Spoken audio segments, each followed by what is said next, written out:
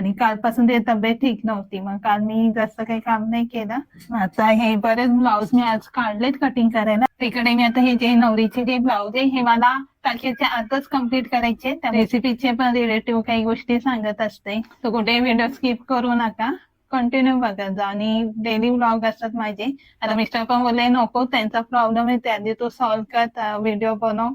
माझ्यासारखं ते टेबल सुद्धा घेतलाय, तसंच पाटा लावून घेतलाय. तर त्यांनी मला व्हॉट्सअप केला होता की तुम्ही कशा प्रकारे ते सर्व अरेंज केले, कशा प्रकारे सर्व लावलंय, त्यांना व्हॉट्सअप केलं. आणि ताई तुम्हाला कॉंग्रॅच्युलेशन, तुम्ही सुद्धा म्हणजे अशी तुमची एक प्रकारे प्रगतीच आहे तुम्ही एवढं. आणि त्याचप्रमाणे आता या दुर्गाताईंचा मी आता व्हिडिओ बनवून तर अशी सरळ रेस न घेता थोडी एक अर्धा इंच पुढे घेऊन भाजी तिथं शिजली आणि खूप छान सुगंध येतोय भाजीचा. पण तिथं पाव इंचावरती एक सीधी लाईन आखून घेतले. त्याच्यानंतर हा बॅग तिथं शिलाई मार्जिन वाढवली मी 1.5 इंच. आता इथे मी कटोरी कटिंग करून घेणार आहे. आणि जर तुम्हाला पूर्ण कटोरीचा व्हिडिओ बघायचा असेल तर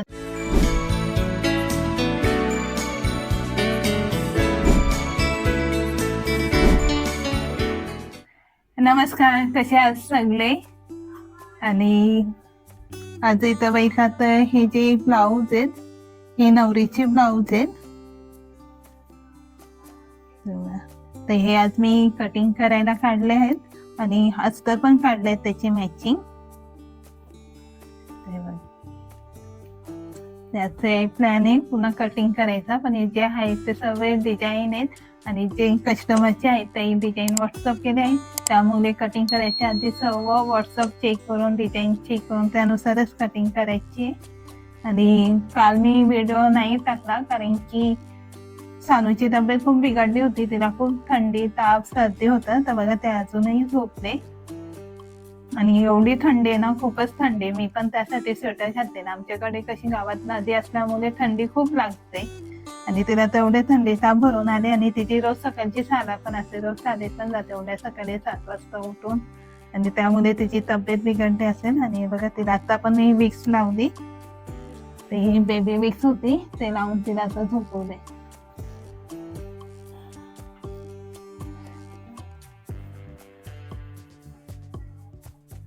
आणि टावेल पण बाजूलाच ठेवले कारण तिला सारखी शिंका सर्दी पण येते.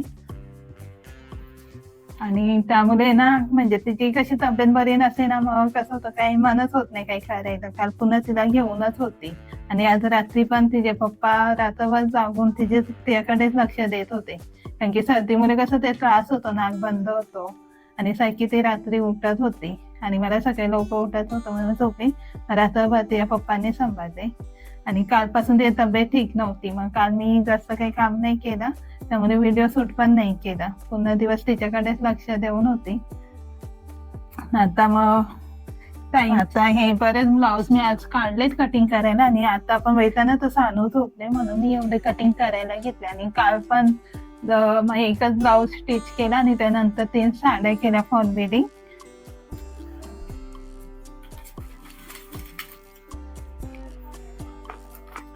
आता ते झोपले म्हणजे मग ब्लाऊज कटिंग करून घेते.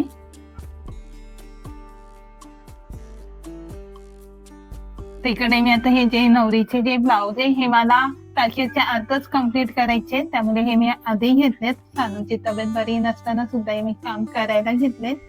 आणि एका ताईंची कमेंट होती, दुर्गा ताईंची, का ताई व्हॉट्सअप केलं होतं तर ताई आधी एक ड्राफ्ट बनवला होता कटोरी ब्लाऊजचा, तर त्यांना काही प्रॉब्लेम होता तर ताई ड्राफ्ट काढून मला ते कटोरी ब्लाऊजचा ड्राफ्ट होतं ते व्हॉट्सअप केलं. तर त्याच्यात मी बघितलं काही गोष्टी बऱ्याच चुकीच्या होत्या.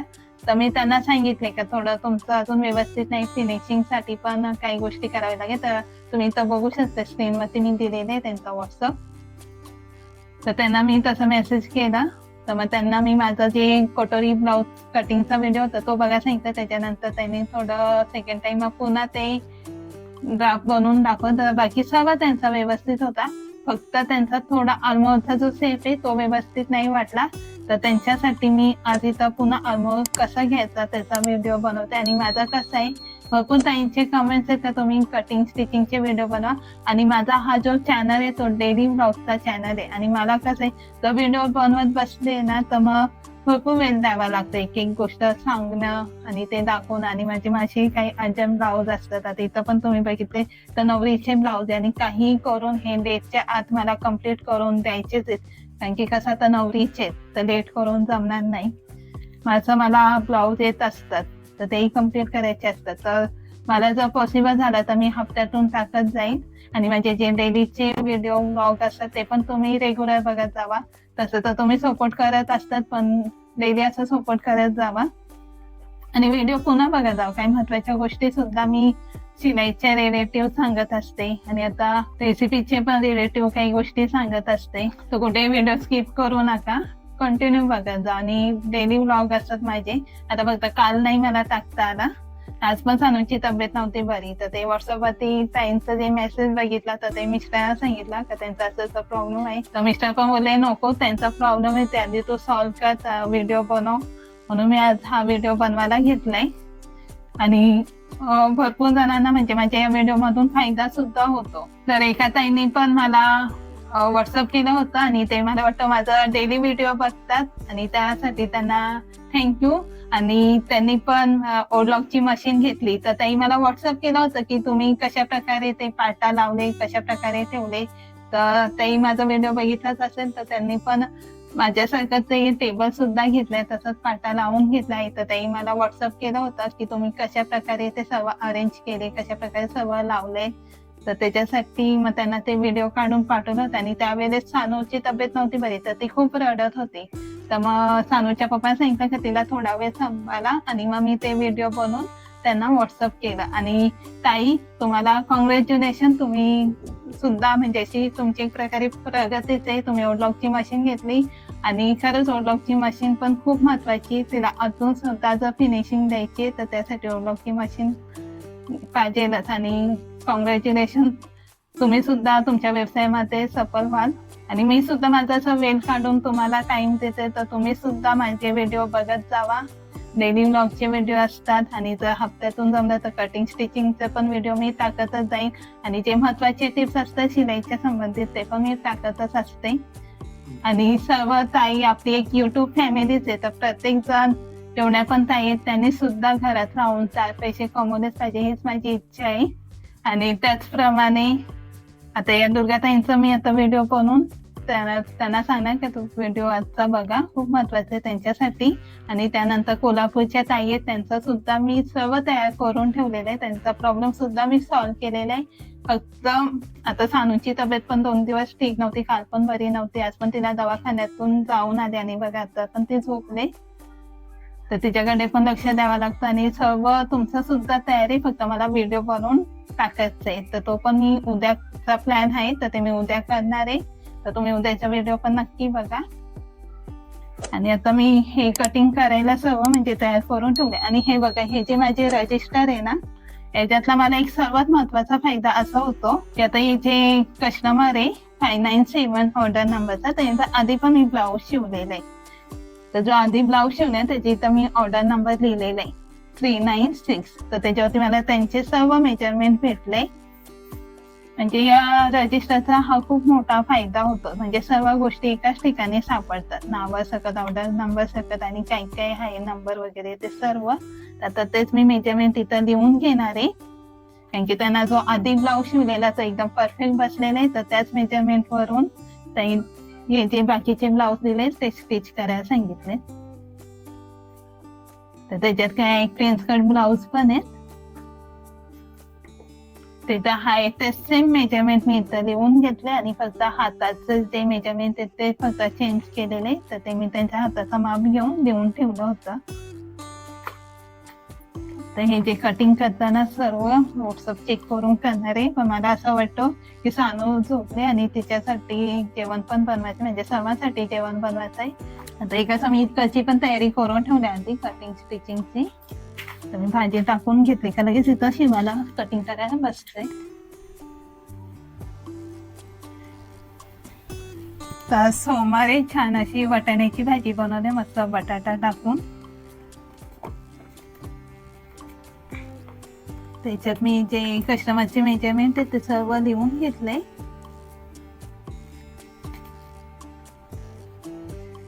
आणि ज्या ताईंना खरंच आर्महोल मध्ये माप घ्यायला प्रॉब्लेम येतो ताई हा व्हिडिओ पुन्हा बघा. तिथं कसं असतं वाकडा असल्यामुळे मी सरळ शिलाई मारून घेतले.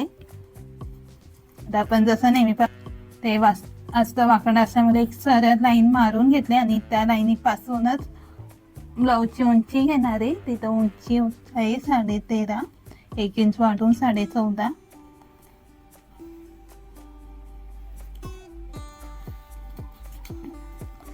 आता ताई तुमचा जो शोल्डर आहे तेवढा ते शोल्डरचा माप घ्या. तिथं शोल्डर 10 आहे आणि मी 5 घेते. 10चा अर्धा 5.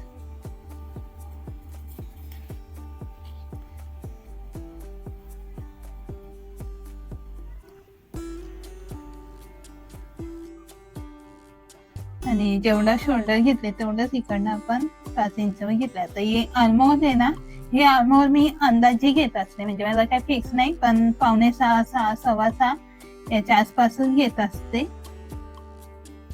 तर ही जी चेस्ट साईज आहे ही 34 आहे आणि इकडनंच मग पुन्हा अर्धा इंच वाढवून घेते. तर भाजी ठेवल्यामुळे तिथं शिर्डी पण होते. आता या लाईनी पासून काय करायचं, हे खूप महत्वाचं आहे आर्महोलचा शेप घेणे. इकडनं मी अर्धा इंच बघा पुढे घेतलंय आणि त्याच्यानंतर चेस्ट किती 34, तर 34चा चौथा भाग 8.5. तर इथे फुल चेस्ट न घेता अपर चेस्ट घेणार आहे आणि अपर चेस्ट येते 33. 33चा चौथा भाग आहे ना 8.25.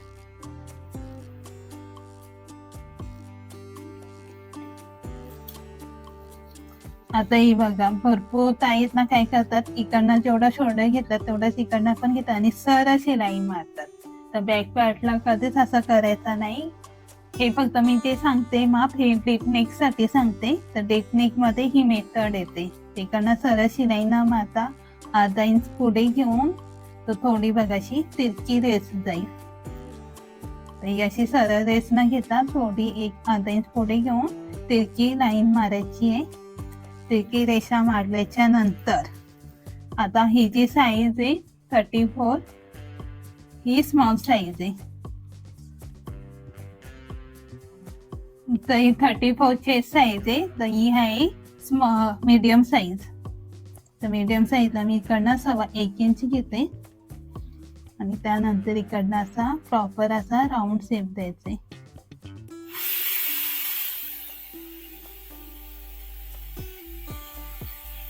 हे बघा माझं एक कटिंगचं काम सुद्धा झाल्याने तिथं शेती पण होते, तुम्हाला ऐकू येतच असेल. आता हा असा राऊंड शेप दिल्याच्या नंतर आता माझा जो आर्महोल राऊंड आहे मुंडा घेत तो आहे 16 इंच. मग 16चा अर्धा येतो 8. मग हे चेक करून घेणार आहे 8 बरोबर येतो का. ते बघा बरोबर 8 इंच आलंय. तर हे आर्महोल राऊंड बरोबर आला पाहिजे. जर समजा हा 8 इंच न येता माझा जर समजा कमी आला 7.5 आला, इकडनं मोजला मी आणि 7.5 जर आला असा, तर मग काय करावं लागणार, हे जे इकडनं इथपर्यंत जे 5.25 इंचावरती मी जी लाईन मारली ना, तर ही मला फक्त 1/2 इंच कमी करून 5.5 इंचावर घ्यावं लागेल. कमी होत असेल तर इकडनं थोडं वाढवून घ्यायचंय. थोडे समजायला कठीण आहे, पण एकदा तुम्हाला समजल्यावरती इझी पडेल. जर हा आर्महोल राऊंड जर 7.5 इंच येत असेल किंवा 7 इंच येत असेल तर आपल्याला ह्या लाईनी पासून इकडनं 1/2 इंच वाढवत जायचंय जोपर्यंत पुन्हा येत नाही माप. आता माझं 8 इंच येत नाही तोपर्यंत या लाईनी पासून मला 1/2 इंच वाढवत जाऊन राऊंड शेप काढून चेक करावं लागेल. आणि जर मोठा आला 8.5 किंवा 9 इंच जर आला तर मला ह्या लाईनी पासून कमी करत जावं लागेल. इकडनं होते मी गॅस बंद करून देते कारण की 3 शिट्या झाले तर शिजल्याची भाजी. तर भाजी तिथं शिजली आणि खूप छान सुगंध येतोय भाजीचा पण. तर हे बघा, जर जास्त आता हे माझं जे राऊंड आहे हे 8 इंच होतं, पण 8 इंच पेक्षा जर जास्त आलं असतं, समजा 8.5, 9 किंवा 9.5, मग इकडनं हे जे 5.6 घेतले ना, तर हे मला कमी करत करत जावं लागलं असतं पाव इंचानी. तर त्यानुसार फक्त आपल्याला हे जे राऊंड शेप आहे ते असं करेक्ट आलं पाहिजे. 16च्या अर्धा 8 ते बरोबर आले, आणि इकडनं हे अर्धा इंच कधी पण सोडायचं आहे शिलाईचा. अर्धा इंच सोडूनच हे मोजून घ्यायचंय. ते खूप महत्वाचं आहे. हे जर आपण परफेक्ट घेतलं तर याच्यामध्ये जे मागे जे फुगा येतो ते येणार नाही. त्याच्यानंतर जो भरपूर ताईंना प्रॉब्लेम असतो की शोल्डर उतरतो, तोही उतरणार नाही.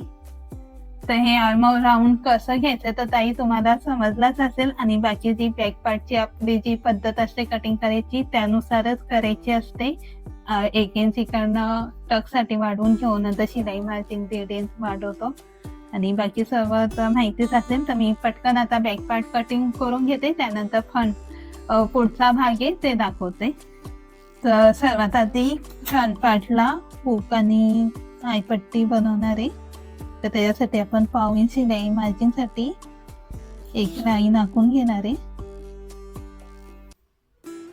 तिथं पाव इंचावरती एक सीधी लाईन आखून घेतले. त्याच्यानंतर हा बॅक त्या लाईनीवरती बरोबर असं लावून घेतलंय.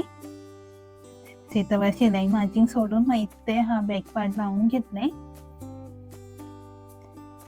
तर ही लाईन सोडून मग इकडनं बॅक पार्ट लावून घेतल्याच्या नंतर हा आर्महोलचा जो शेप आहे तेवढाच मी ड्रॉ करून घेणार आहे.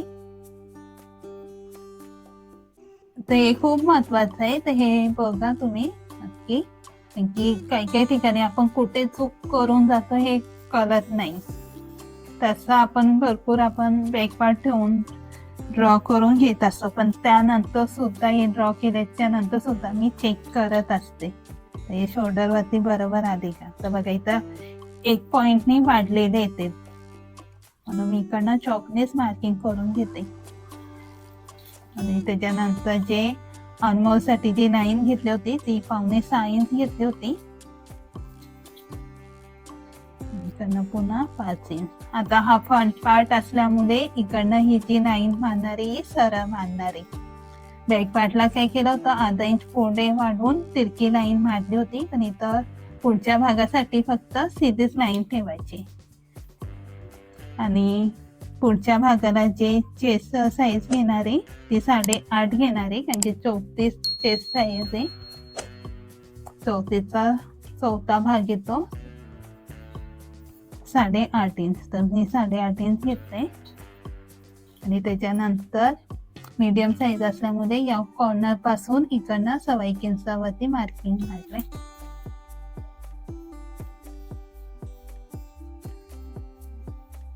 ते नाव काय होतं ते घ्या कंटिन्यू. तर दुर्गाताई, हे खास व्हिडिओ तुमच्यासाठी मी बनवलाय, कारण की तुमचा इथे जे प्रॉब्लेम होता आर्महोल मध्ये, तर त्यासाठी मी आर्महोल इथं सांगितले. नाही तर माझा हा जे मी अस्तर कटिंग केलंय हे माझ्या जुन्या कस्टमरचे, आणि त्याची पेपर कटिंग सुद्धा माझ्याकडे होती. ते बघा मी पेपर कटिंग सुद्धा काढून ठेवलेत. जे ब्लाउज मला कटिंग करायचे त्या सर्व कस्टमरचे मी इथं पेपर कटिंग काढलेत. तर मी पुन्हा पेपर कटिंग बनवायला घेतले तुमच्यासाठी खास. आता त्यानंतर पुढच्या भागाची जी उंची घेते ती मागच्या भागात 1 इंच घेतली होती, तर पुढच्या भागात 1.5 इंच वाढवून घेणार आहे. तर जी उंची होती ब्लाउजची ती 13.5 आहे, 1.5 इंच वाढवल्यावरती 15 येते. त्यानंतर कमरचा माप, तो पुढच्या भागामध्ये काही टक्स वगैरे घ्यायचे नसतात, त्यामध्ये इथं फक्त जेवढी कमर आहे 28, त्याचा 4था भाग घेतले 7 इंच. तिथं शिलाई मार्जिन वाढवली मी 1.5 इंच. आता इथे मी कटोरी कटिंग करून घेणार आहे. आणि जर तुम्हाला पूर्ण कटोरीचा व्हिडिओ बघायचा असेल तर माझा व्लॉग नंबर 31, त्यामध्ये मी पेपर कटिंग दाखवली आहे कटोरीची, तर तो तुम्ही बघू शकता. त्याच्यात पूर्ण सर्व डिटेल माहिती सांगितली आहे. कटोरी कशी वाढवायची, क्रॉस पट्टी कसं घ्यायचा, हे कटोरीसाठी जे माप आहे ते कसं घ्यायचं, सर्व त्याच्यामध्ये दाखवलंय. आता माझ्याकडे इथं पेपर कटिंग असताना सुद्धा तुमच्यासोबत मला हे शेअर करायचं होतं. आर्मोरमध्ये जे प्रॉब्लेम येतो ते शेप कसं घ्यायचं, तर त्याच्यासाठी मी पुन्हा पेपर कटिंग केले. नाही तर ऑलरेडी कस्टमरची पेपर कटिंग माझ्याकडे होती आणि इथं बघितलं तेवढे ब्लाऊज मला कटिंग करायचे. कारण की कालचा दिवस पण माझा बराच सानूसाठी गेला. आज पण तिला दवाखान्यात नेली होती ना. आता बघितलं तर 10:30 वाजलेत आणि मला हा व्हिडिओ अपलोड सुद्धा करायचा आहे. ते जे ब्लाऊज काढलेत हे सगळे मला कटिंग पण करून घ्यायचे. तर आता मी सानूला उठवते आणि तिला जेवण चालून घेते, कारण की तिला औषधं पण पाजायचे. त्याच्यानंतर मी पुन्हा कटिंग करायला बसणार आहे. पण आधी 1-2 ब्लाऊज मी घेणार आहे कटिंग करून. आणि ऑलरेडी माझ्याकडे पेपर कटिंग आहेच. आणि आजचा हा तुम्हाला व्हिडिओ युजफुल वाटला असेल तर व्हिडिओला नक्की लाईक करा, कमेंट्स करायला विसरू नका.